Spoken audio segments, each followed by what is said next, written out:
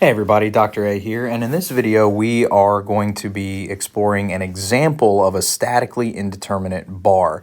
So if you're a little rusty on this concept, check out my other video where I kind of go through the idea of what it means to be statically indeterminate and why an axially loaded system like a bar could become statically indeterminate.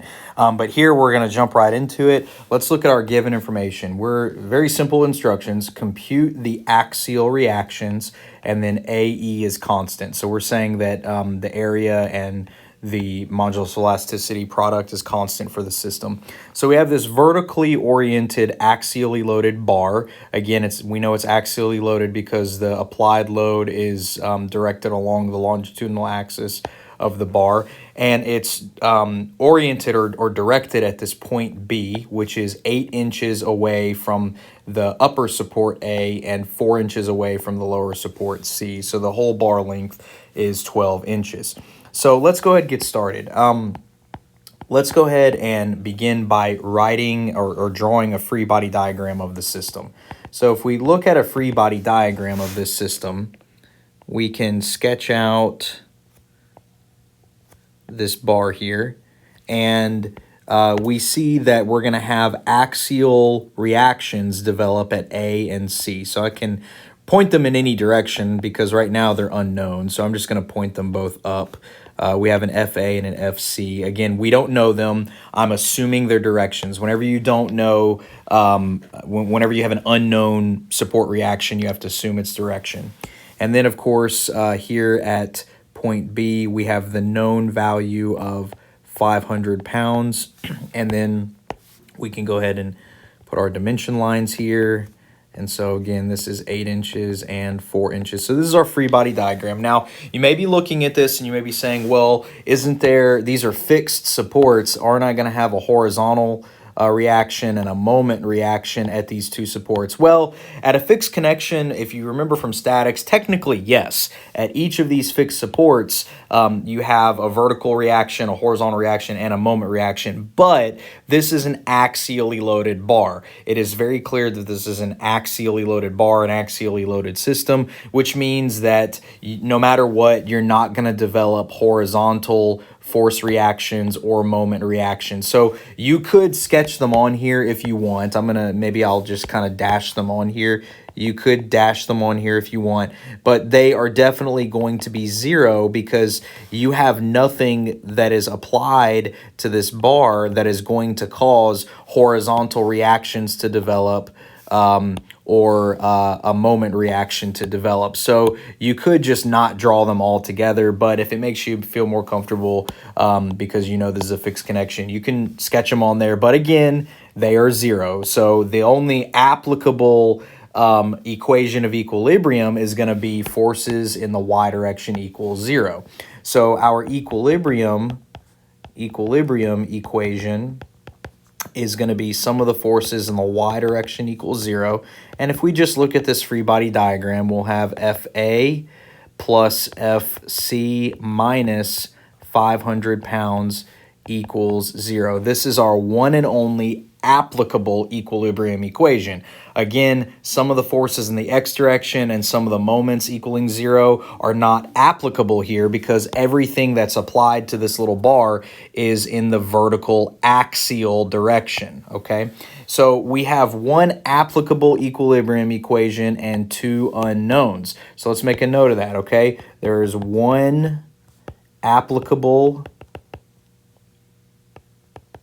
equilibrium equation, which is what I just drew here, and two unknown force reactions. That's that FA and FC, okay? So it seems like we're stuck right now. It seems like, oh, we don't know what to do.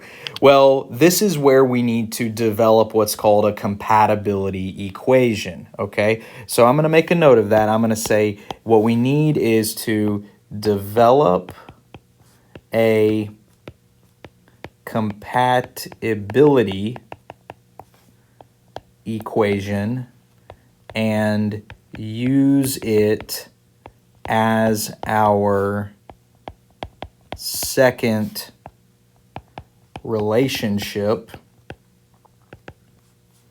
to solve for the two unknowns.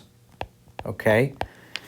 So how do we do that? Well, when you have a system like this, one technique that I find, there's a couple different techniques you can use to build a compatibility equation, but the one that I prefer is by using kind of like a method of sections operation. So I'm going to make a cut on either side of B and draw two separate free body diagrams. Okay, so let's go ahead and take a look at our original free body diagram. First, we're going to make a cut just infinitesimally above point B, but not including point B. So we're going to be excluding the 500-pound force here. So let's look at this one. We're going to call this free body diagram of cut in AB. So we've made this cut here, and because we are just infinitesimally 1 pixel above point B, we can go ahead and put the entire length of 8 inches here, and we'll go ahead and show our unknown force FA here in the same, pointing in the same direction as it was in our original free body diagram. And then, again, we've cut just above point B, so our applied load of 500 pounds does not show up there. So what is this internal load going to be at the cut? Well, of course, if nothing else is there, that should just be FA, okay? And now, pretending like that point A could deform, what would our deformation of this segment be? Well, we can write delta A equals FA LAB over AE, saying or supposing that this point could deform. Even though keep in your back pocket, remember it is actually fixed here in reality, okay? Now we're going to do a similar thing.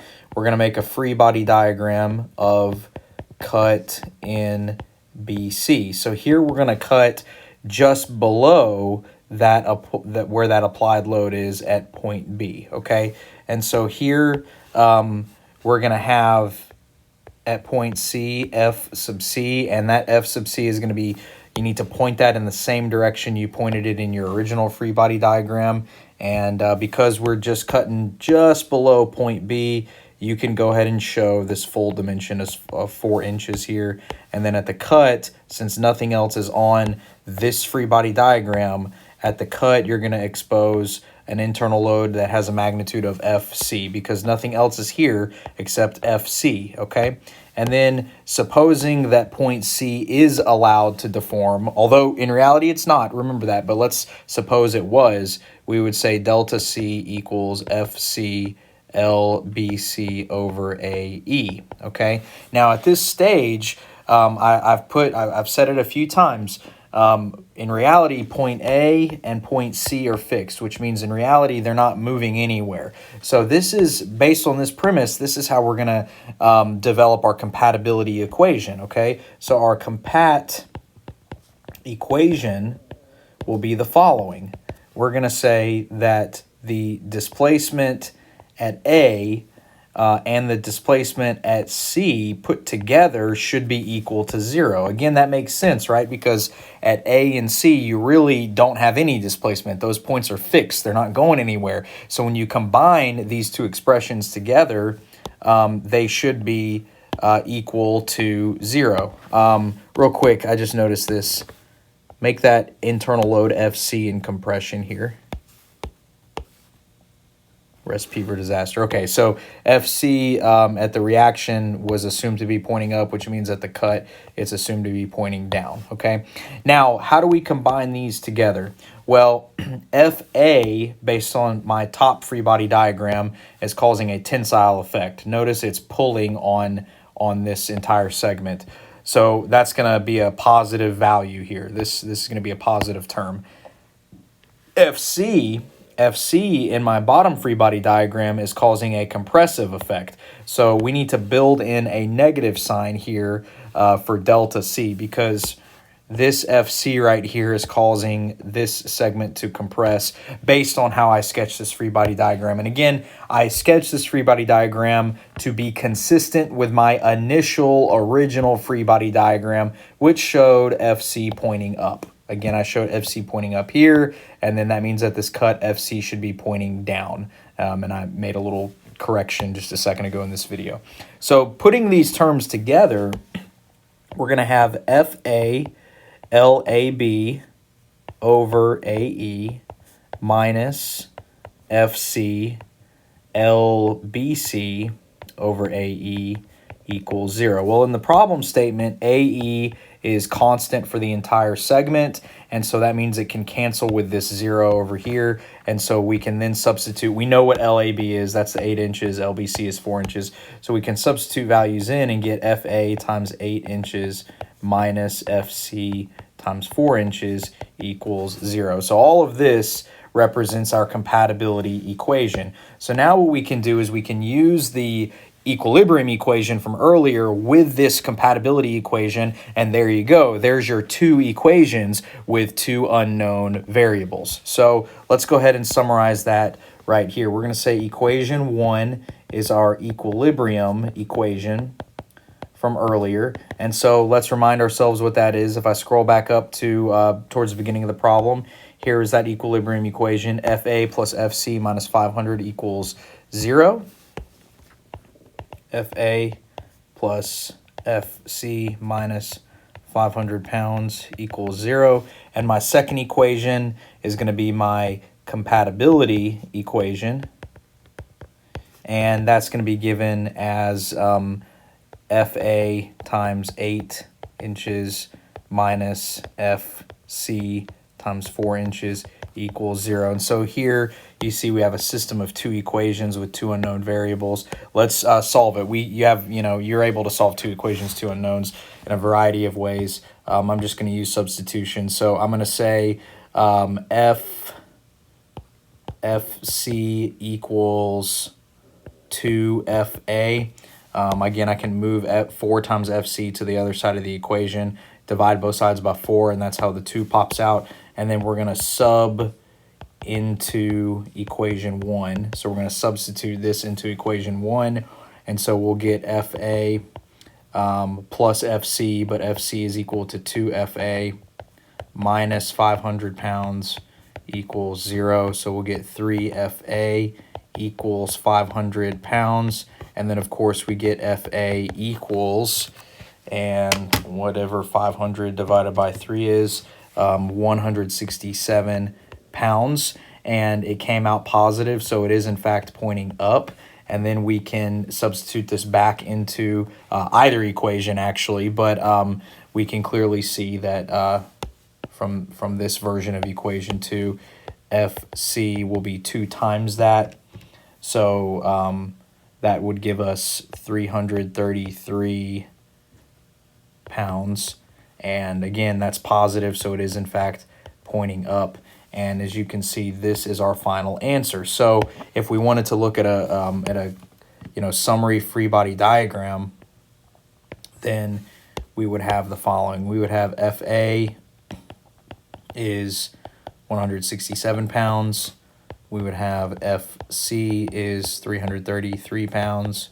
And then here at point B, we have that 500 pounds pointing down. And of course, to be proper, we should include our dimension lines here. And so again, you can see this thing is in equilibrium, right? I mean, if you added the 333 plus 166 or 167, you get 500 pounds. So it is in static equilibrium. So that's going to conclude this example of tackling a statically indeterminate axially loaded bar due to constraints, due to the boundaries constraining it to give you an extra unknown force. Thanks for watching.